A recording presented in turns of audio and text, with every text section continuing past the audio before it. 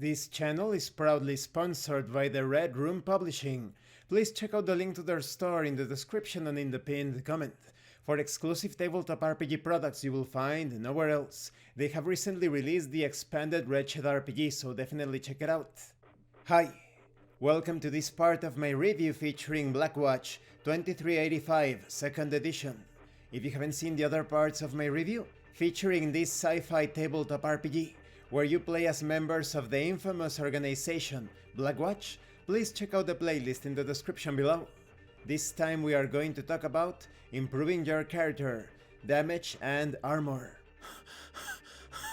When it comes to increasing your attributes, you can dedicate weeks of training to this between sessions, although you can only improve one attribute at a time. Now when it comes to increasing skills, this is all about learning from experience. If during the course of an adventure a character successfully uses a skill, the player should record it on the character sheet. Later, after the character has had time to relax, the player may try an experience roll by rolling 1d100.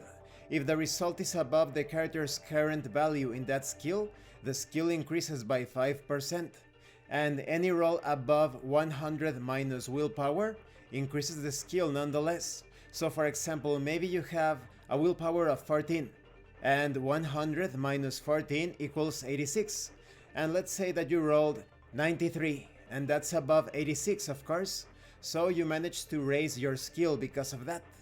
You can also hire teachers to raise your skill levels. Now when it comes to damage and armor, usually when a person is hit, a d20 roll is used to determine exactly where the damage occurs. According to a chart, perhaps you got hit on the head, or maybe the chest, perhaps your abdomen, maybe your right arm. And there is a damage factor to each of these parts, which actually multiplies the damage applied to that specific part. So for example, if you get hit on the right arm, the damage factor is 1, so the damage stays the same. But if you get hit on the head, the damage factor is 2, so this is quite dangerous. Now when it comes to the effects of damage, if you take too much damage to a specific part, depending on if it's lethal damage or non-lethal damage, you may end up losing that part momentarily or permanently. So if you take too much non-lethal damage, the arm or the leg perhaps becomes numb. In the case of the chest, abdomen and head, maybe you fall unconscious. But if you take too much lethal damage to any of these parts, that location may end up severed. So make sure that it's not your head. There are also advanced rules that cover bleeding, shock, that is passing out from the pain. And when it comes to armor and its effects, you have two types of resistance. You have physical resistance and energy resistance. This of course is going to be subtracted from the damage that you take, so that your body doesn't take too much damage directly. And this concludes this part of the review.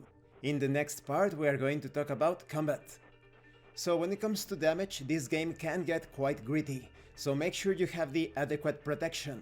And when it comes to advancement, this game is also quite realistic when it comes to weeks of training and study. Thank you for watching this part of the review. Don't forget to leave a like, a comment and subscribe. And thank you so much to those of you that are going the extra mile to support the channel. If anyone else wishes to further support the channel through PayPal or DriveThruRPG, the information will be in the description below. This has been Abraham El Jaguar, a professional game master. If you want me to run a game for you, please check out the pinned comment below. And remember, master roleplay and you will master the game. Once again, thank you and see you later.